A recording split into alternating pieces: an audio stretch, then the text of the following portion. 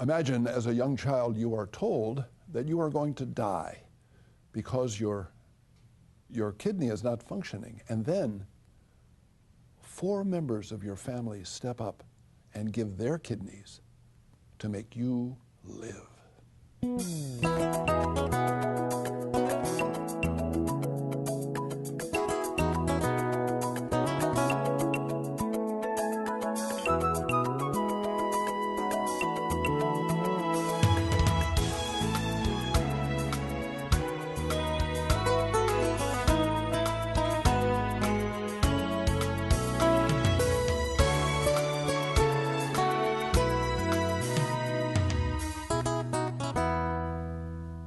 Hi, my name is Father Mike Manning. I'm a Catholic priest. God bless you. Thank you very much for tuning in.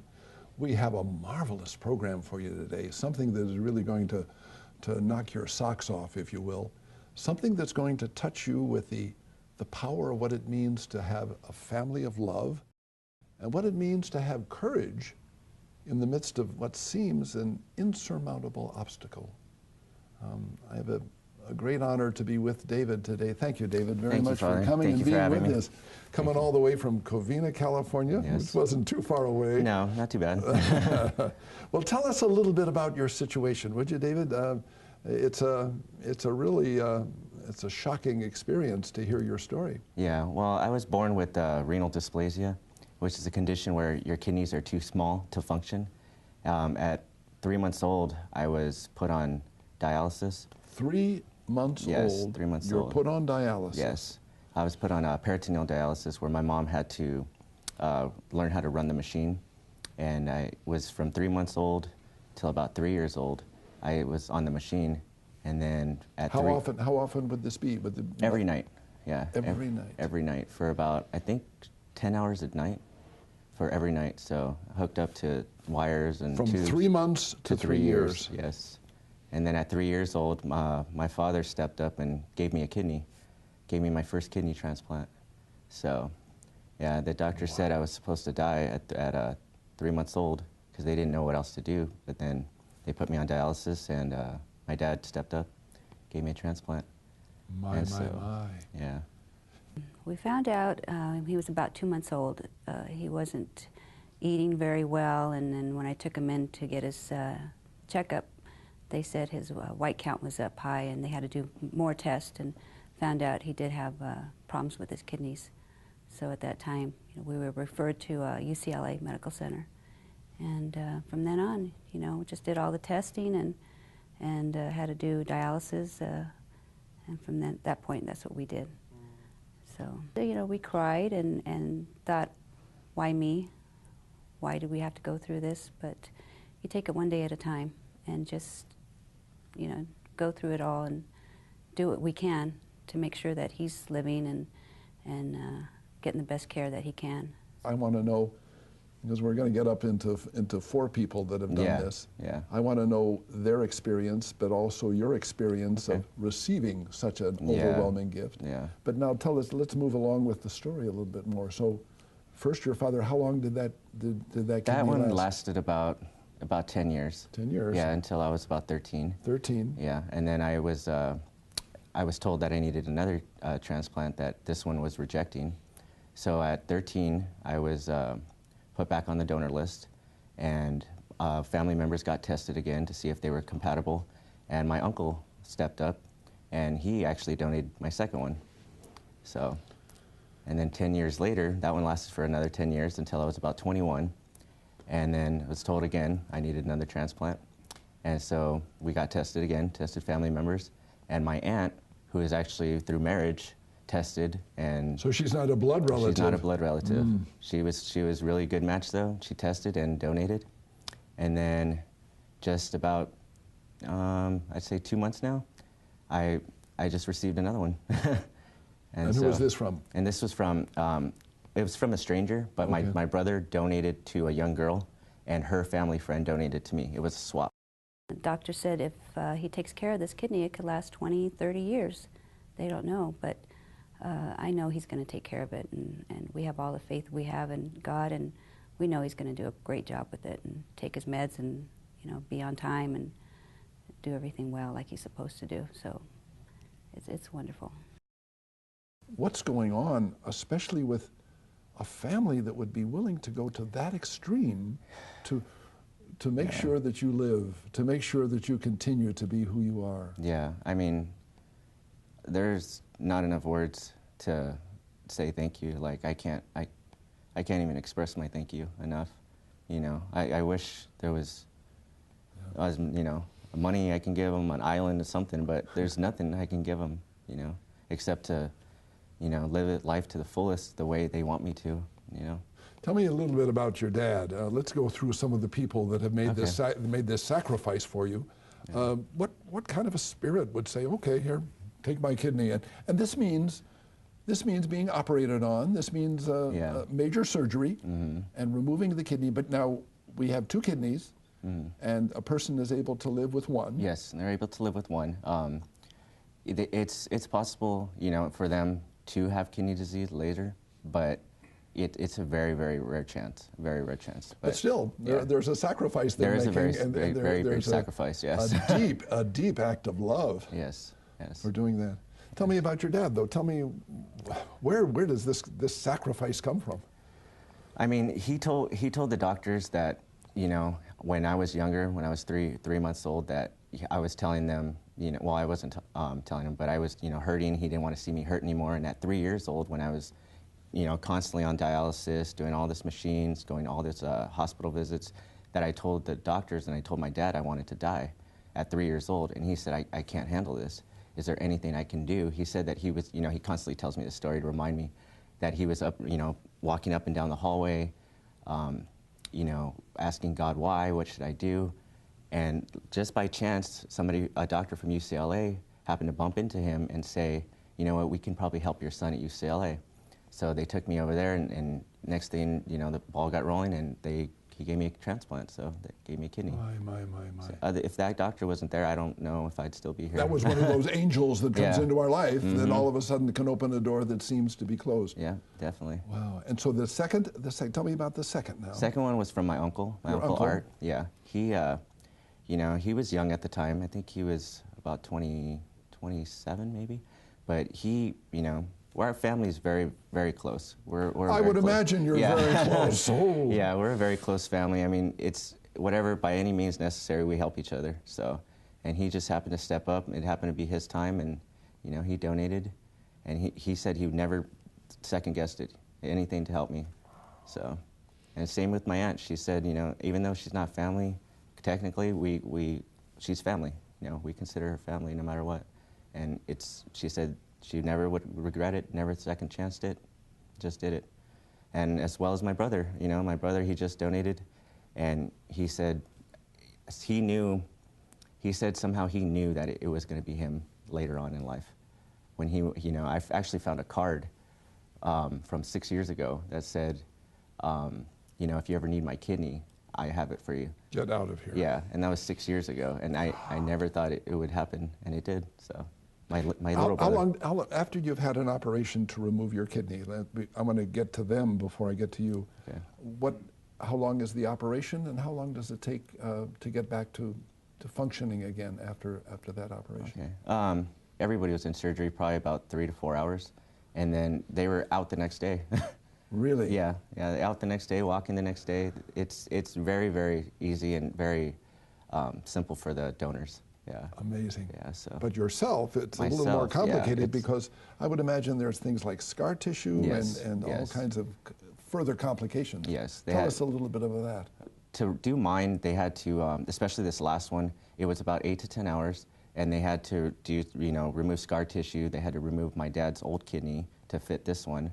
The second one, they had to remove my uncle's kidney to fit the previous one. So each surgery has been a little bit more complicated, and then recovery has been a little bit more longer. You know, like they said, for this one, I should be recovering. Back to my full self will be probably about 9 to 10 months. So, but, you know, God's given me strength, and I just keep going every day, thanking God for every day. So how do you feel now? So I feel fine. You said 2 months. 2 months ago you had the operation. 2 months ago. And so you're not to full bore, although you're looking great. Yeah, I feel great. I feel wonderful. Great. I mean, I feel like my normal self again. So I'm going to ask you, please, would you stay tuned and listen to this commercial, but then Stay tuned also to listen to this wonderful story of victory in the midst of overwhelming odds.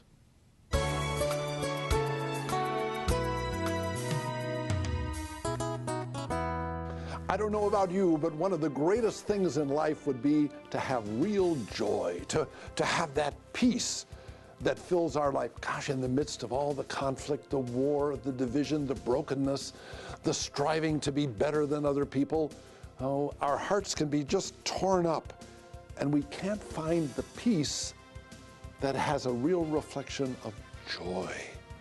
And not just joy as a noun, I want something that's alive. I like the word rejoicing. It's making joy alive and real.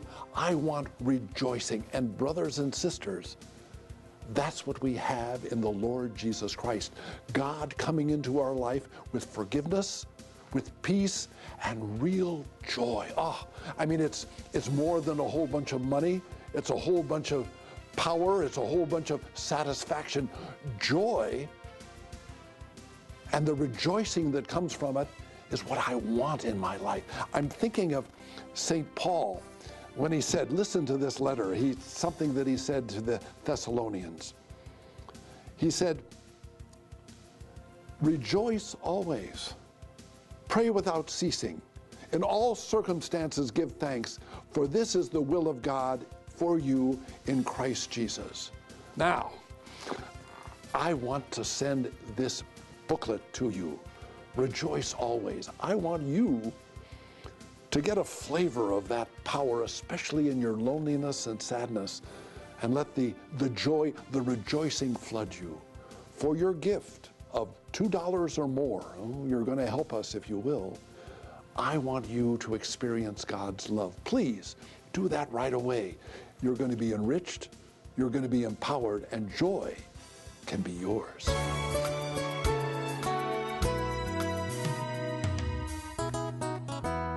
David, a wonderful story. We've been able to hear an overwhelmingly difficult situation, you know, right. from 3 months old to all of a sudden having to face the fact that you were going to die. But people have stood up. Your family came through in a highly admirable way. Yeah. But I wanted to hear a little bit about you. And there was a wonderful article in the LA Times Right. that told your story, which kind of opened up your reality to us. Yeah. But in there, you tell the story of some very, very difficult times of rebellion and even turning away from the family. Right. In tough, would you kind of give us that kind of Yeah. the shadow side of your life as it no went problem. through? Well, all my life I've been teased because of the medicine. You know, it either gave me puffy cheeks or it stunted my growth. So I was always short, and so a lot of times in from middle school to high school to college, I got teased, I got pushed around, and so around my teenage years, I was just tired of it. I was tired of it, and just started drinking, started doing drugs, and didn't listen to my parents about taking my meds. I wanted to be normal, what I thought was normal, in the kids' eyes, in the world's eyes. Of course. And so about at 21, I think was my worst, when I just, that was right after transplant too, and I look at it now, how could I abuse such a gift? But, I didn't know any better then, and I just was drinking, partying, going out, and, hanging out all night, never coming home. And, we didn't know a lot of what was going on until later. Years later, he told us how much drinking he was doing and drugs, and it really hurt us tremendously, knowing that he was rebelling and not listening to what he was supposed to be doing, and not taking his meds, especially not taking his meds and going to his doctor's appointments. But it was just a great relief to know that he found God and came back and changed his whole life. And it's such a wonderful feeling knowing that he's such a man of God now, and he reads his Bible every night, sitting at the table. He'll read his Bible, and just to know what a great person he's become and changed him. What was going on with this precious family? How were they reacting to this? My parents would always, say, leave me little cards and say, I'm still praying for you. I hope you come back to God. I hope you find your way back. But Wow. it's just, I didn't want to hear any of it at the time. I just wanted to do my own thing. I wanted to, fit in with everybody else because I was so different growing up. Always at the hospital, always taking medications, always on dialysis. So I just wanted to be normal, always going out. But I finally came to a point in my life where none of that mattered. So What turned things around? Was there any incident that you look back and say, yeah, this was where God really spoke to me in a strong way? Yeah, well, about 3 years ago, I went to a concert that a church was putting on, Calvary Chapel, Golden Springs. And it was called an exit concert where they put a bunch of Christian bands together and they play for, an audience. And I was there and I saw these guys on stage and they were all, tattooed up, had their earrings like I do. You got a few. Yeah, I got a few. You got a few tats yourself. Yeah. And so I just looked at them, but they were preaching such a different message from what I was used to. I was used to, heavy metal, rap and this and that, but they were preaching about love, about Jesus, about, about being saved, about such a different thing that I wasn't used to. And when I heard it, I thought, wow, these guys look like me, talk like me, but they're preaching a whole different story. And so I just thought to myself, I can be that one day. I can do that one day, and still look cool, still act cool, but preach a different message. So at that day, about 3 years ago, I just gave my life back to Christ and called my mom like 10 o'clock at night and said, I'm done. I'm done with my old ways. And, I was crying with her. And from that point on, I never looked back. Isn't that beautiful? Yeah. Tell me a little bit about this relationship. Now, you said something turned in 3 years ago. How has it developed, your relationship with Christ? And could you kind of put into words who Jesus is to you? Okay. And he's certainly important because you've seen him through the people, these young people and these musicians. But what about you? Who is this Jesus to you?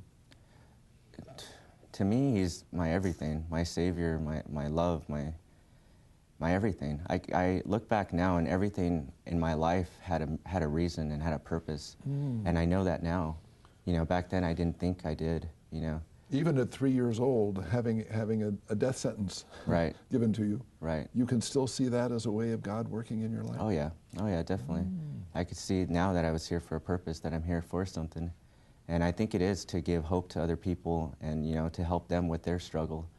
And I hope one day I can do that, God, I've always prayed, from 3 years ago now that God would just use my life, just to bless other people, to bring glory to him. So. And somehow Christ is that person that you can idolize and you can say, I'd like to follow his example and his love. Yes. And let that be the theme of your life. Yes, definitely. Isn't that beautiful? Wow. Yeah. Thank you. But this family is still present with you in a strong way, and now there's a young lady that's present in your life. Well, her name's Brittany. I met her about 3 years ago at a tattoo shop. At a tattoo shop? Yeah, out of all places. And we just started talking, and then back then, I mean, like I said, even before 3 years ago, we were both kind of, not in our right place. We were both, drinking, going out. But we actually, broke up for a little bit and then got back together, and I started going to church. I brought her to church with me, and then so from now on, we've just been going to church, and she's my everything, though. She's amazing. We went to, when I was on dialysis a year ago, she would sleep in the car, take me to dialysis, sleep in the car, pick me up, and then still go to work.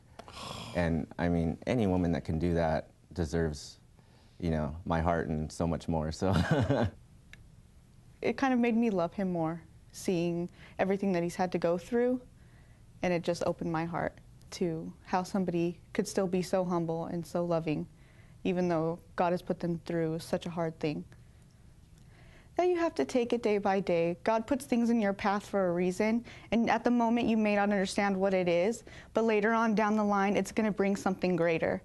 And you just have to stay focused and keep positive. When you love somebody, whether it's a family member or a spouse or any kind of relationship, you want to take the extra step to make them comfortable or make them happy. And I know seeing all these other people that are alone and going through dialysis and how sad it is that they don't have somebody for moral support whether it's just a phone call in the morning to tell them, you know, it's going to be a good day no matter that you have to sit here for this many hours. Like, just knowing that he had somebody there by his side, I know he felt better. What do I want to do together? Well, hopefully we have a family someday, but I gotta wait for him on that one. And you're looking forward to getting married and, Oh, yeah. and raising a family? Yes, yes. Oh, dear. Yeah, I'm hoping so. I'm hoping she says yes. What does it mean to you to deal with people who have made such a gigantic sacrifice for you? This giving of the kidney, you're saying it only takes 2 hours and the next day they're out. Yeah. But still, that's a big, big gift. They're my everything as well. I mean, I wouldn't be here without them, you know. And Yes. I can say thank you every day to them, but it's still not enough to me. And, you know, my brother, I see him every morning. I hug him every morning, every night, tell him thank you, and he thinks he didn't do anything special. But, I mean, that's just how they are, you know, my family is. It's just another thing to them. But to me, it's Jesus' love through them. I know it is. Yeah. You know, and it's just overwhelming, you know. It's overwhelming to know that many people love me that much and that would sacrifice that much for me. You know, it's amazing. One time, I can remember reading the scripture, and one of the apostles came to Jesus and said, just as he was about to die in the Gospel of John, Lord, give us a sign, give us a sign. And Jesus was kind of putting that down and saying, oh, you don't need a sign. But Yeah. in many ways, we do need the signs, and our faith is very much dependent on the generosity and the giving and the goodness of the people around us. And I'm just thinking of that in terms of this beautiful, beautiful love Right. that your family is giving you. Right. What a sign of hope in a world of divorce Yeah. and alienation and children going from this parent to that parent, Right. you know, on different weeks, that all of a sudden there's been a beautiful bond of giving Right. in one another in a great way. Yeah. I'm truly blessed. I cannot thank God enough. I can't thank them enough. I mean, every morning I'm so overwhelmed for another day. You know, every day is such a gift. And I love life. I love God. I can't imagine my life any different now. Could you tell me a little bit about your prayer life? When we talk to people about saying, okay, I've given myself to Christ, and you know now He's the center, and you're continually confronting your brother and your parents and your family that are showing such love. Personally, though, tell me a little bit about your conversation with Christ.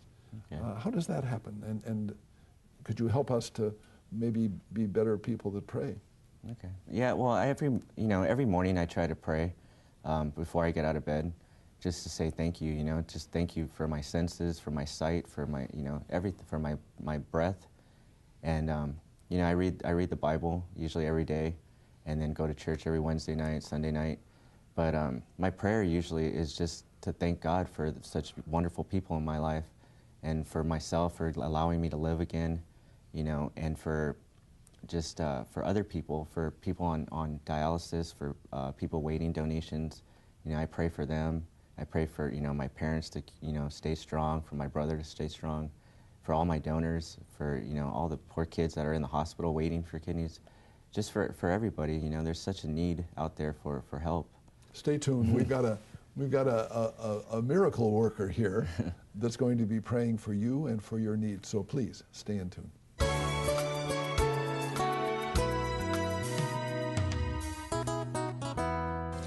I have written a very special pamphlet that I want to send to you. Look at it. Rejoice always. I don't know about you, but we live in a world in which sometimes joy is far away. Oh, we can laugh on the comedy channel, but it's not just laughter, it's joy which can touch our hearts and change and permeate our whole being. I believe the power of God's love for us is the key to that joy, to that not just a stopping joy, but a rejoicing. It's the words of St. Paul to the Thessalonians when he shouted out, "Rejoice always." Please, for your gift of $2 or more, I want to send this special gift to you to allow you to find keys, helps, to reach out and find the peace and the joy which is the foundation of a life in Christ.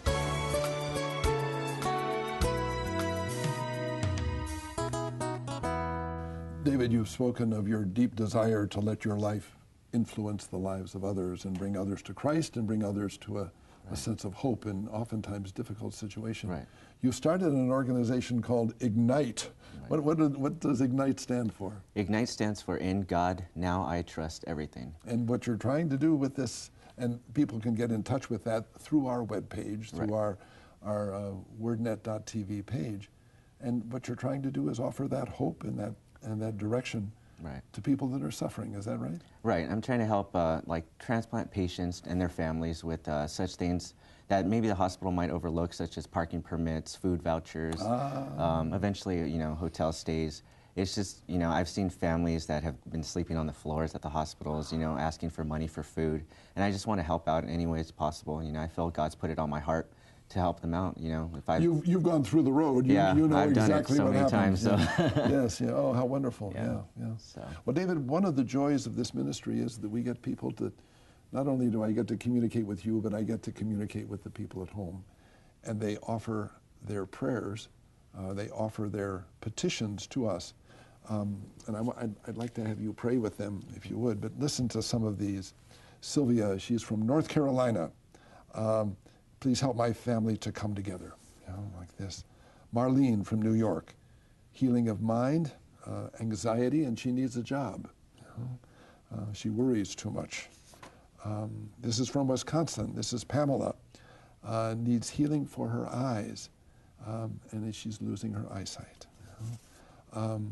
Nina from Pennsylvania, she's on life support, or a parent is on life support and in coma and in a hospital and asking for prayers. Can I ask you to pray? Just to lift out your heart, and would you, I really appreciate your prayers. Yeah. Lord, we come to you today, and I ask you to bless these people, their needs, Lord, and I ask that you just have your hand upon them, Lord, and any physical needs that they're suffering from, any financial needs that they're suffering from.